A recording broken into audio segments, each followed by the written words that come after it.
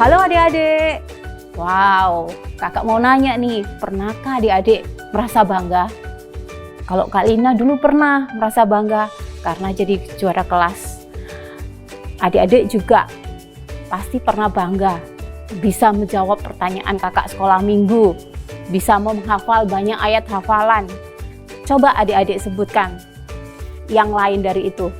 Pasti karena waktu orang tuamu memuji kamu sebagai anak yang paling penurut, atau karena kamu menjadi kesayangan di sekolah oleh guru-gurumu.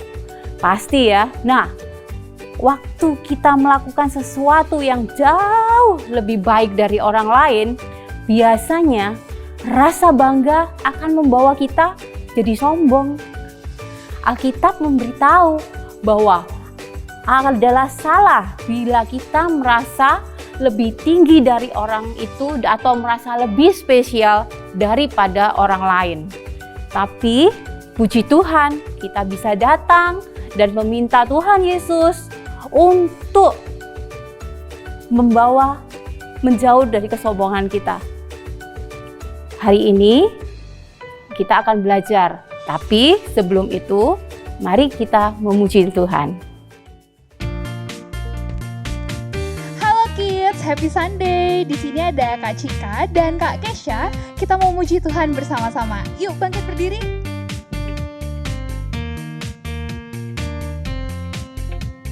Cuwi cuwi cuwi cuwi pam pam pam. Ya ya ya ya ya. Cuwi cuwi cuwi cuwi pam pam pam. Ya ya ya ya ya ya. Ya ya ya ya. Hey, ya ya ya ya ya.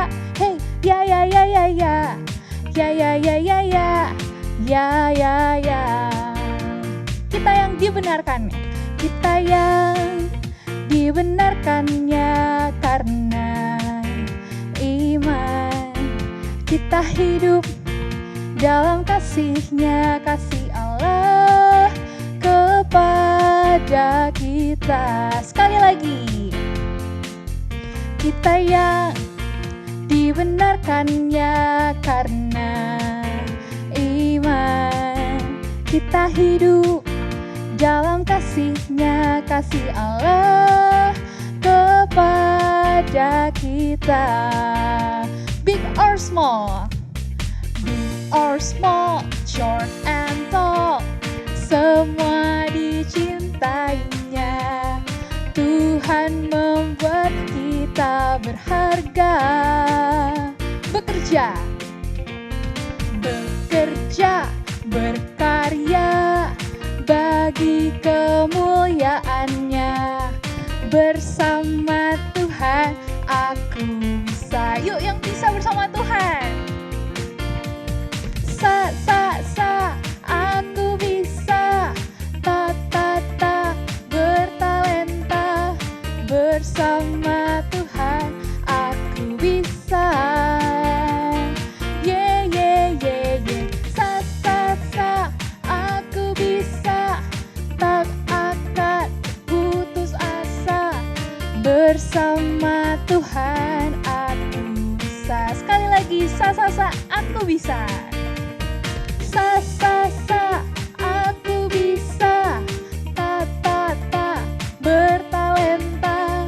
Bersama Tuhan aku bisa. Yeah yeah yeah yeah. Aku bisa. Tak akan putus asa. Bersama Tuhan aku bisa. Bersama Tuhan aku bisa. Bersama Tuhan aku bisa. Bersama Tuhan aku bisa.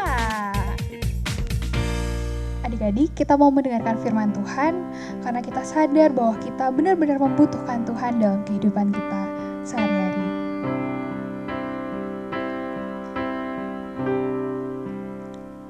Lord, I come, I confess, bowing here I find my rest.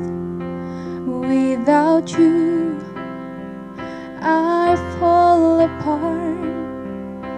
You're the one that guides my heart.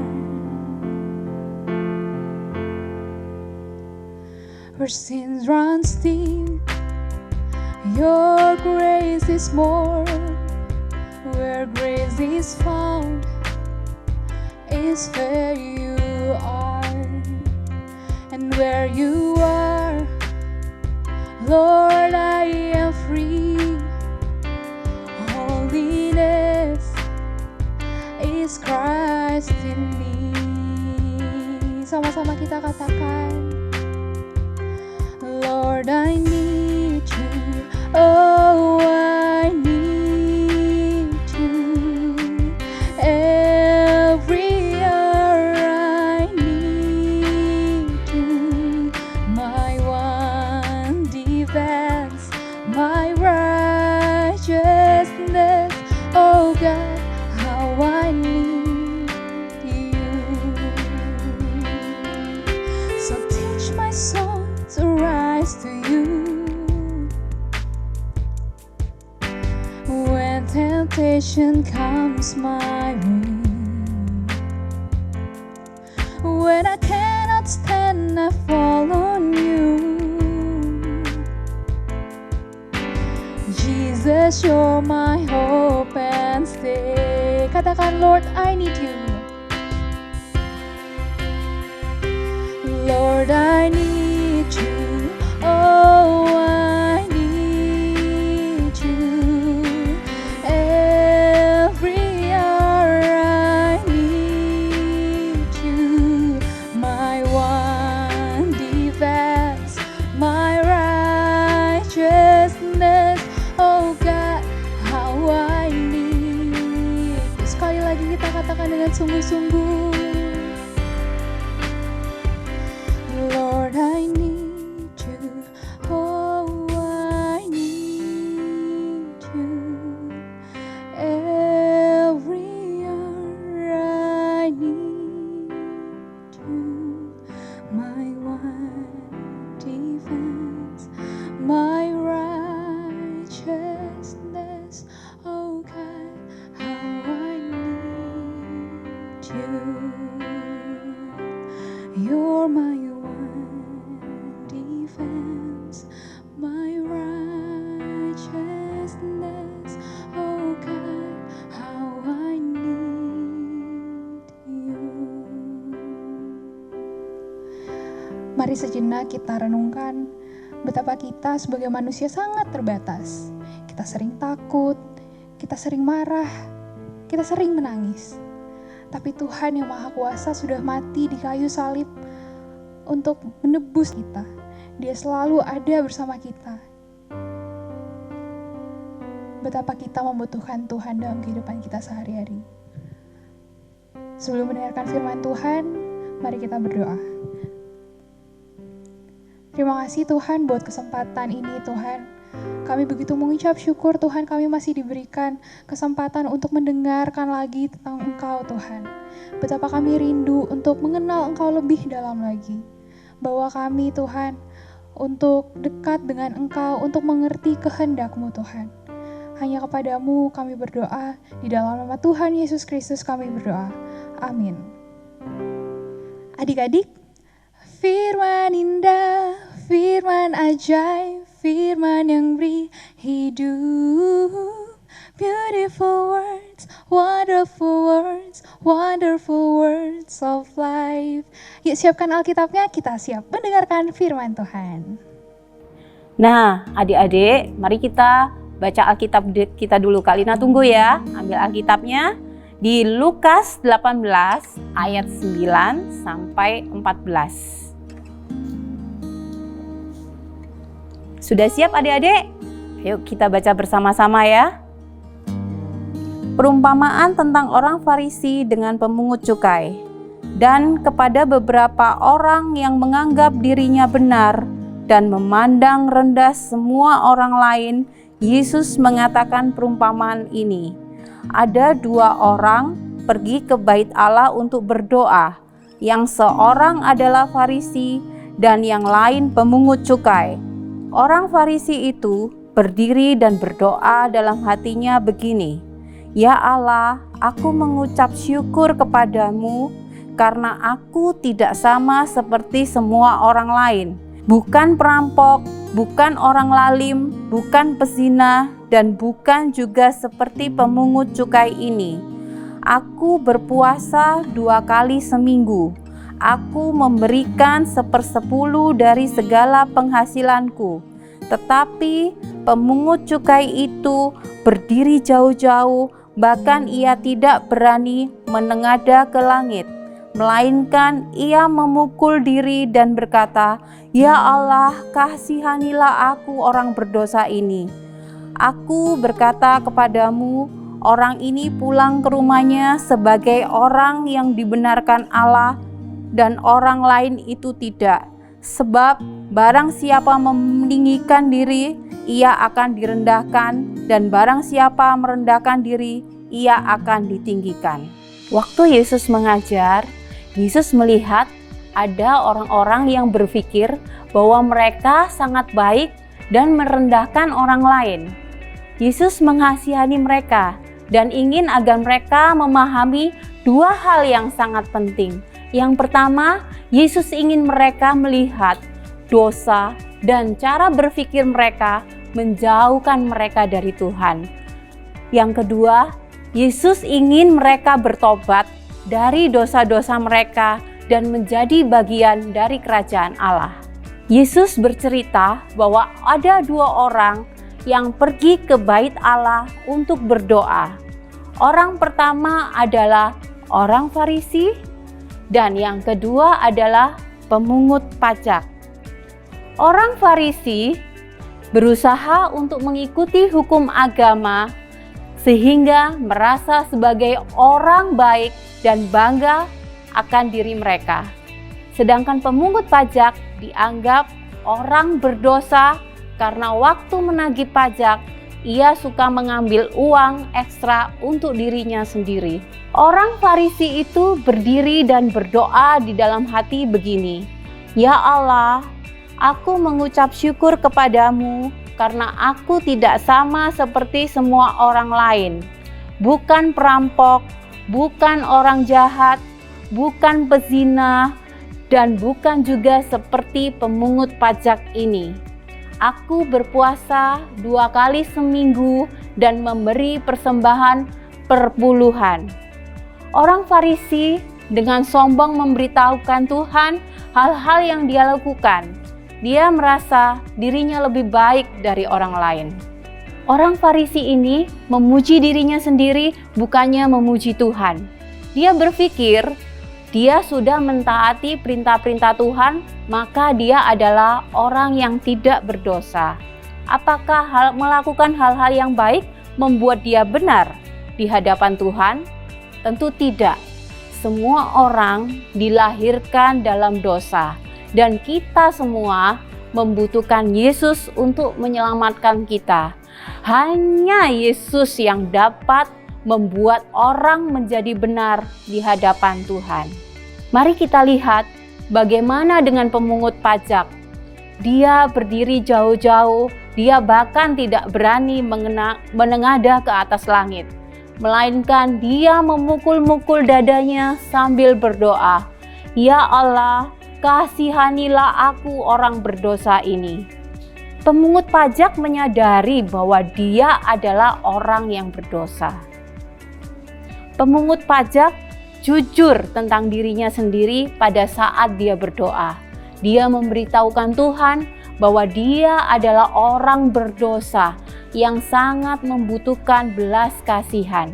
Apakah Tuhan menyukai apa yang dia dengar dalam doa pemungut pajak? Apakah menurutmu Tuhan menjawab doanya dengan belas kasihan? Ya, Tuhan menjawab doanya.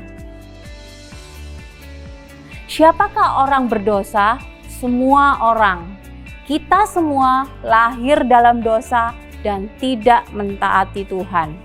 Pemungut pajak tidak dengan sombong memberitahu Tuhan tentang perbuatan baiknya. Sebaliknya, ia mengambil sikap rendah hati. Dia menyadari bahwa dia terpisah dari Tuhan karena dosa dan membutuhkan belas kasihan Tuhan. Kedua orang yang berdoa ini berperilaku sangat berbeda, bukan?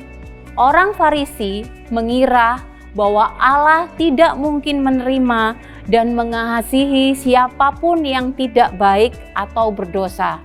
Karena itu, dia menyombongkan perbuatan baiknya di hadapan Allah. Sebaliknya, pemungut pajak menyadari dosanya dan percaya bahwa hanya Tuhan yang bisa memberi pengampunan dan belas kasihan yang dia butuhkan, bukan melalui perbuatan baik manusia. Nah, sekarang mari kita baca apa yang Yesus katakan tentang dua pria yang berdoa di bait suci. Lihat di Lukas 18 ayat 14. Demikian firman Tuhan, "Aku berkata kepadamu, pemungut pajak itu pulang ke rumahnya sebagai orang yang dibenarkan Allah, dan orang Farisi itu tidak. Sebab setiap orang yang meninggikan diri akan direndahkan, dan setiap orang yang merendahkan diri akan ditinggikan." Sebagai orang berdosa, tidak ada yang bisa kita lakukan untuk menyelamatkan diri kita sendiri. Bahkan, perbuatan baik kita tidak cukup untuk membuat kita bisa diterima oleh Allah. Karena itu, tidak ada alasan untuk berpikir bahwa kita lebih baik dari orang lain. Karena kita semua adalah orang berdosa. Nah, adik-adik, Kalina akan melakukan sedikit demonstrasi tentang mengapa perbuatan baik dan aturan tidak pernah bisa menyelamatkan kita. Kak Lina akan panggil Kak Jo untuk membantu Kak Lina. Siap Kak Jo? Nah, toples ini melambangkan orang Farisi yang disebutkan dalam perumpamaan tadi. Nah, Kak Lina akan menuangkan batu kecil ke dalam toples. Batu kecil ini melambangkan dosa. Misalnya, adik-adik tidak taat sama orang tua, adik-adik membentak sopir, nggak sopan sama mbak, mengingini yang bukan milik adik-adik, bertengkar dengan saudara, sering tidak menurut kalau dimintain tolong. Nah, batu kecil itu sudah setengah nih penuhnya. Nah, sekarang Kak Lina akan memasukkan bongkahan putih ini ke dalam toples adalah melambangkan perbuatan baik yang dilakukan orang Farisi. Contohnya saat ada pengemis, kita memberikan bantuan. Itu adalah perbuatan baik, tapi itu tidak menyelamatkan.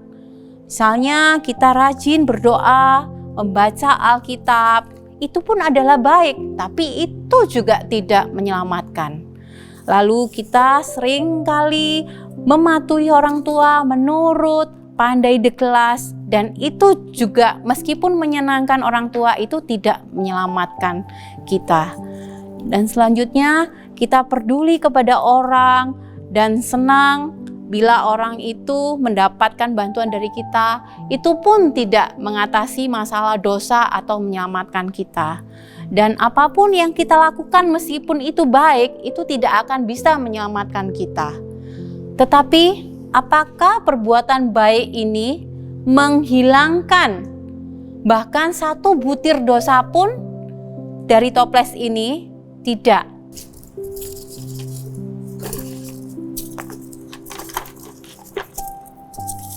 Nah, perbuatan dosa kita tetap sama, bukan? Tidak berkurang dengan adanya perbuatan baik yang kita lakukan. Karena hanya belas kasihan Tuhan yang bisa mengatasi dosa. Hanya Yesus yang dapat mengambil dosa kita selamanya dan mengizinkan kita masuk dalam kerajaan Allah. Yesus datang untuk menanggung dosa kita ke atas dirinya. Ketika kita percaya bahwa Yesus mati untuk dosa kita, Allah Bapa tidak lagi melihat dosa kita Dia melihat kita murni dan bersih seperti toples kosong ini, murni dan bersih tanpa dosa sama sekali. Karena Bapa melihat Yesus ada di dalam kita. Adik-adik, ingat bahwa tidak ada yang bisa kita lakukan untuk mendapatkan keselamatan. Perbuatan baik kita tidak cukup untuk menyelamatkan kita. Keselamatan dari dosa adalah hadiah gratis yang dibayar dengan pengorbanan Yesus di atas kayu salib. Kita adalah orang berdosa yang membutuhkan belas kasihan yang luar biasa seperti pemungut pajak. Satu-satunya cara untuk kita diterima sebagai orang benar di hadapan Allah dengan percaya bahwa Yesus telah mati untuk menanggung hukuman atas dosa-dosa kita. Kita boleh mengakui semua dosa dan kelemahan kita di hadapan Allah Bapa. Bapa tidak akan menolak kita. Bapa tidak pernah meminta kita memberitahu Dia tentang semua kebaikan kita. Karena kita anak-anaknya yang lemah, yang selalu perlu belas kasihan dan pertolongannya. Sekarang, dengan hati yang penuh dengan rasa syukur kepada Yesus yang sudah menyelamatkan kita dari dosa, maka kita melakukan perbuatan baik hanya untuk kemuliaan Dia.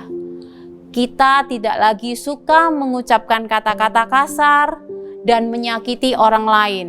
Kita menjadi suka menolong orang yang butuh bantuan, dan kita mentaati peraturan di rumah dan di sekolah karena kita bersyukur untuk kasih dan kebaikan Tuhan. Jadi, menurut adik-adik, apakah ada harapan bagi orang Farisi dalam perumpamaan itu?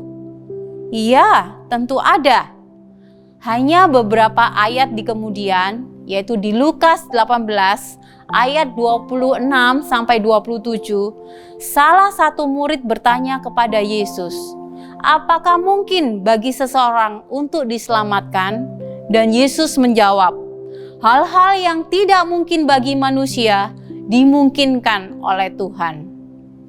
Hal itu benar karena salah satu orang Farisi yang sangat sombong diselamatkan oleh belas kasihan Tuhan dan kemudian menjadi seorang rasul, yaitu Rasul Paulus. Dia dipakai Tuhan untuk menulis sebagian besar perjanjian baru dan berkeliling dunia membagikan kabar baik tentang Yesus yang menyelamatkan kita dari dosa-dosa kita. Berikut adalah sesuatu yang Paulus katakan setelah menerima pengampunan Tuhan. Kristus Yesus datang ke dunia untuk menyelamatkan orang berdosa, dan saya adalah orang yang paling berdosa dari semuanya. 1 Timotius 1 ayat 15b. Seperti Paulus, kita bisa berkata bahwa Yesus datang ke dunia untuk menyelamatkan kita yang berdosa. Tidak ada yang bisa kita lakukan untuk bebas dari dosa.